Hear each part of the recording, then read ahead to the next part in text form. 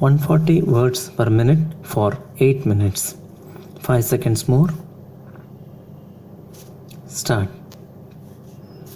Mr. President, Sir, it is not necessary for me to speak at any great length on this resolution, so impressively moved by Pandit Jawaharlal Nehru. History and legend will grow round this day. It marks a milestone in the march of our democracy. A significant date it is in the drama of the Indian people who are trying to rebuild and transform themselves.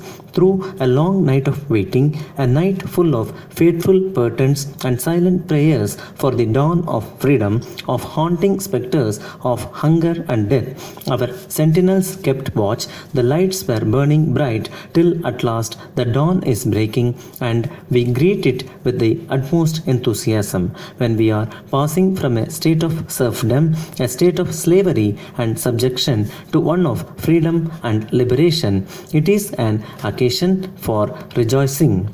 That it is being effected in such an orderly and dignified way is a matter for gratification. Mr. Attlee spoke with visible pride in the House of Commons when he said that this is the first instance of a strong imperialist power transferring its authority to a subject people whom it ruled with force and firmness for nearly 2 centuries. For a parallel, he cited the British withdrawal from South Africa, but it is nothing comparable in scale and circumstances to the British withdrawal from this country. When we see what the Dutch are doing in Indonesia, when we see how the French are clinging to their possessions, we cannot but admire the political sagacity and courage of the British people. We, on our side, have also added a chapter to the history of the world. Look at the way in which subject peoples in history won their freedom. Let us also consider the methods by which power was acquired here in this land under the leadership of one who will go down in history as perhaps the greatest man of our age. We have opposed patience to fury, quietness of spirit to bureaucratic tyranny, and are acquiring power through peaceful and civilized methods. The transition is being effected with the least bitterness, with utterly no kind of hatred at all. The very fact that we are appointing Lord Mountbatten as the Governor General of India shows the spirit of understanding and friendliness in which this whole transition is being effected. You, Mr. President, referred to the sadness in our hearts, to the sorrow which also clouds our rejoicings. May I say that we are in an essential sense responsible for it also, though not entirely. From 1600 AD, Englishmen have come to this country, priests and nuns, merchants and adventurers, diplomats and statesmen, missionaries and idealists. They bought and sold, marched and fought, plotted and profited, helped and healed. The greatest among them wished to modernize the country, to raise its intellectual and moral standards, its political status. But the small among them worked with sinister objective. They tried to increase the disunion in the country, made the country poorer, weaker, and more disunited. The freedom we are attaining is the fulfillment of this dual tendency among British administrators. While India is attaining freedom, she is attaining it in a manner which does not produce joy in the hearts of people or a radiant smile on their faces. Some of those who were charged with the responsibility for the administration of this country tried to accentuate communal consciousness and bring about the present result, which is a logical outcome of the policies adopted by the lesser minds of Britain. But I would never blame them. Were we not victims, ready victims, so to say, of the separatist tendencies foisted on us? Should we not now correct our national faults of character, our domestic despotism, and our intolerance? Others were able to play on our weakness because we had them. I would like, therefore, to take this opportunity to call for self examination, for a searching of hearts. We have gained, but we have not gained in the manner we wished to gain, and if we have not done so, the responsibility is our own. And when this pledge says that we have to serve our country, we can best serve our country by removing these fundamental defects which have prevented us from gaining the objective of a free and united India.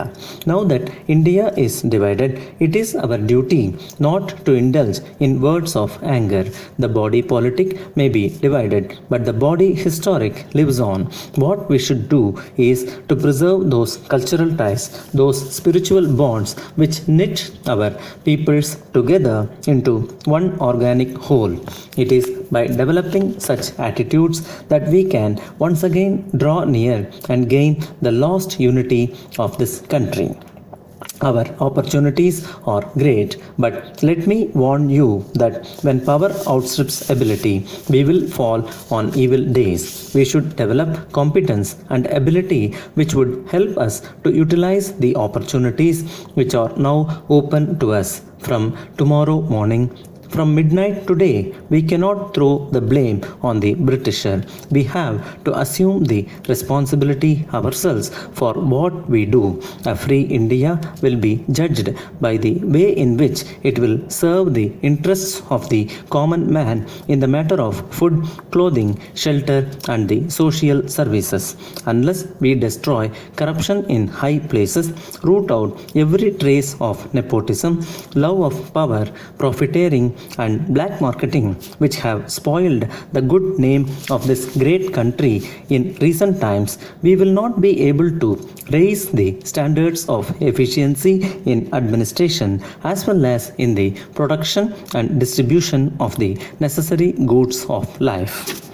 Pandit Jawaharlal Nehru referred to the great contribution which this country will make to the promotion of world peace and the welfare of mankind. If there are differences, the way in which you can solve them is by promoting concord. Concord is the only way by which we can get rid of differences. Our pledge tells us that this ancient land shall attain her rightful and honored place. We take pride in the antiquity of this land, for it is a land which has been nearly 4 or 5 millenniums of history. It has passed through many vicissitudes, and at the moment it stands still responding to the thrill of the same great ideal. Civilization is the dream in the people's hearts. It is the inward aspiration of the people's souls. It is the imaginative interpretation of the human life and the perception of the mystery of human existence. We should bear in mind these great ideals which have been transmitted to us across the ages. In this great time of our history, we should bear ourselves humbly before God, brace ourselves to this supreme task which is confronting us, and conduct ourselves in a manner that is worthy of the ageless spirit of India. If we do so, I have no doubt that the future of this land will be as great as its once glorious past. So, in a mood of humility, in a spirit of dedication, let us take this pledge as soon as the clock strikes 12.